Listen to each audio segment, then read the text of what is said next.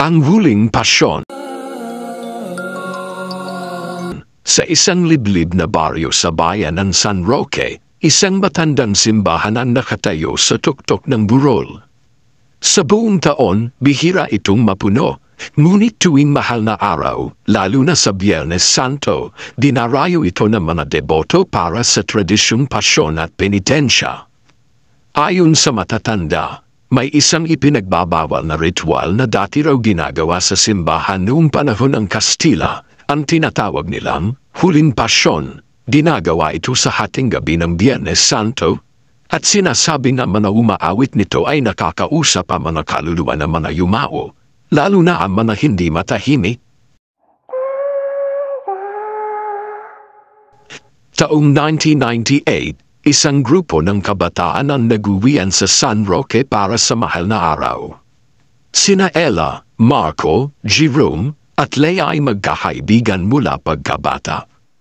Lahat sila ay paborito ng lola ni Ella na si Aling Cora, isang matanda na kilala sa pagiging relihiyosa at sa pagiging tagapagsalaysay ng mga kwento ng kababalaghan sa baryo. Habang nagkakape sila sa lumang bahay ni na Ella, nagkwento si Aling Cora. Huwag na huwag kayong aakyat sa simbahan kapag tumugtog na ang 12:00 ng gabi sa Biyernes Santo, lalo na kung kakanta kayo ng pasyon. Hindi kayo pakikinggan ng Diyos, kundi ng mga nilalam sa ilalim ng lupa. Tumawa lang ang apat, isa itong hamon para sa kanila. Pagdating ng Biyernes Santo, matapos manood ng senakulo, naggayayaan ang apat na umakyat sa simbahan bitbit ang lumang kopya ng pasyon na natagpuan ni Marco sa bol ng kanyang lolo. Eksaktong 11:00 ng gabi, sinimulan nilang awitin ang pasyon sa loob ng simbahan. Walang ilaw, tanging liwanag ng kandila ang gumagabay sa kanila. Habang lumalalim ang gabi, tila nag-iiba ang timpla ng paligid.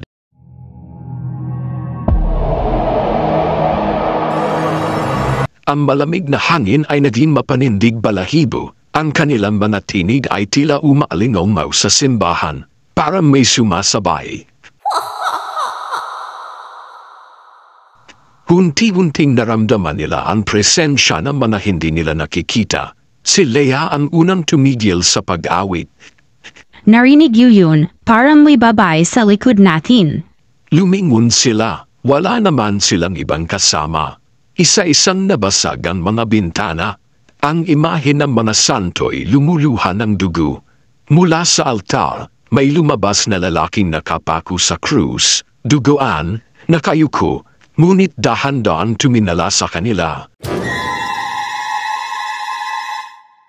Hindi siya si Kristo, kundi isang sakristan na sinasabing namatay sa huling pasyon noong panahon ng Kastila.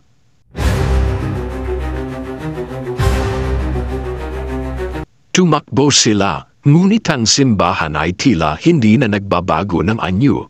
Paulit-ulit nilang tinatakbuhan ang parehong pasilyo. Sa huli, si Marco lang ang nakalabas. Paulit-ulit yan sinasambit. Hindi lahat ng kaluluwa ay dapat pahawalin. Hanggang ngayon, sarado na ang simbahan tuwing gabi ng Biyernes Santo. At si Marco nananatiling nasa mental hospital sa Maynila. At ang pasyon na ginamit nila ay nakabaon sa ilalim ng altar, nilagyan ng asin, abo, at dasal ng isang pari. Hindi para basahin, kundi para huwag ng muling awitin.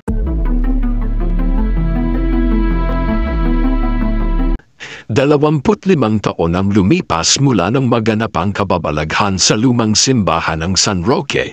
Marami na ang nakalimot sa trahedya, ngunit hindi ang nag-iisang taong itinuring na baliw na si Marco. Sa isang mental hospital sa Maynila, si Marco ay hindi na nagsasalita. Paulit-ulit lang siyang sumusulat sa dingding ng kanyang silid. Pag-uwi ng dugo sa lupa, muling kakanta ang patay. Samantala, sa kasalukuyan, isang dalagang estudyante sa kursong anthropology si Clarice Morales ay gumagawa ng thesis tungkol sa mga ritual ng pasyon at katutubong pananampalataya. Sa paghahanap niya ng kakaibang kaso, napadpad siya sa San Roque. Narinig niya mula sa isang lumang blog ang tungkol sa huling pasyon at ang misteryosong insidente noong 1998. Nagkaroon siya ng interes at hindi niya alam, apo siya ni Marco. Hindi na binabanggit sa kanilang pamilya ang nangyari kay Marco. Sa katunayan, ikinahiya ng kanilang angkan ang nangyari noon. Ngunit si Clarice, sa kabila ng babala ng kanyang ina, ay nagpunta sa San Roque upang imbestigahan. Dumating siya sa baryo sa gitna ng Kwaresma. Tahimik, tila walang nagbago, ngunit ramdam niya agad ang bigat ng hangin. Sa pagtatanong niya sa ilang matatanda, iisa lang ang sagot. Kung gusto mong mabuhay, iwasan mong buksan ang simbahan ng gabi. Pero sadyang matigas ang ulo ni Clarice. Gabi ng Biyernes Santo, mag-isa siyang nagtungo sa simbahan, dala ang lumang kopya ng pasyon na natagpuan niya sa bodega ng lola niya sa likod ng lumang altar. At nang simulan niyang basahin ito sa loob ng simbahan, bumalik ang katahimikan ng nakaraan.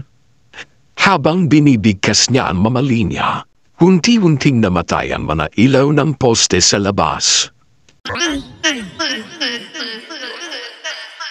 Tumigil ang ihip ng hangin. Sa bawat pahina ng pasyon, may pamilyar na tinig ang naririnig niyang sumasabay. Isang lalaking halos hindi na makilala, marumi, balbas sarado, at namumula ang mga mata, parang si Marco.